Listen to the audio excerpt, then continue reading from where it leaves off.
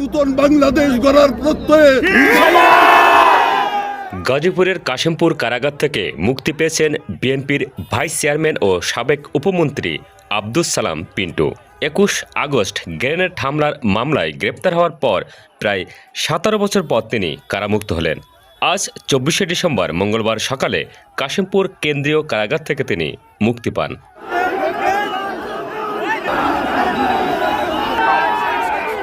দু সালে ২১ August grenade হামলা মামলায় গ্রেপ্তার হয় আব্দুস সালাম পিন্টু।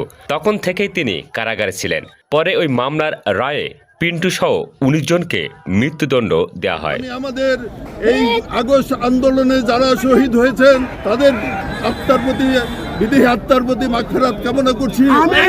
আগামী দিনে তারেক রহমানের নেতৃত্বে আমরা নতুন বাংলাদেশ গড়ার প্রত্যয়ে টাঙ্গাইল জেলা বিএনপির প্রতিষ্ঠাতা সাধারণ সম্পাদক আব্দুস সালাম পিন্টু ১৯৯১-১৯৯৬ সালের ১৫ ফেব্রুয়ারি এবং ২০০১ সালের জাতীয় সংসদ নির্বাচনে টাঙ্গাইল ২ আসন থেকে সংসদ সদস্য নির্বাচিত হয়েছিলেন। ২০০১ সালে তিনি শিক্ষা উপমন্ত্রীর দায়িত্ব পান।